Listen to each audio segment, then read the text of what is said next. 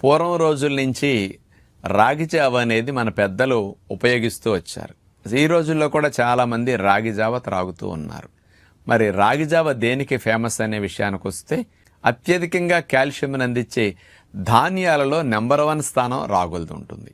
100 గ్రాముల రాగుల్లో 344 మిల్లీగ్రాముల కాల్షియం లభిస్తుంది. మరి కాల్షియం ఎక్కువగా ఉంది కాబట్టి రాగి జావ ముసలివారికి కానీ పిల్లలకి కానీ రాగులు వాడుకోవటం మంచిదే. ఎక్కువ కాల్షియం వాళ్ళకి కావాలి కాబట్టి. ముఖ్యంగా కాల్షియం అనేది 450 మిల్లీగ్రాములు పెద్దలకు కావాలి, పిల్లలకి 600 మిల్లీగ్రాములు కాల్షియం కావాలి. రాగుల్ని జావ రూపంలోనే కాకుండా రొట్టె రూపంలో, ముద్ద రూపంలో, ఇంకా రాగితో చేసుకునే రకరకాల ఇడ్లీ రూపాల్లో, ఏదో ఒక రూపాల్లో వాడితే కూడా చక్కటి కాల్షియంని తక్కువ ఖర్చులో మనం పొందవచ్చు.